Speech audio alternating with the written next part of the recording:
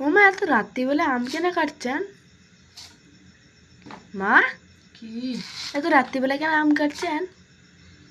এমনি কেটে রাখছি। এই খোলা শুদ্ধ কেউ করে? আচার বানাবো।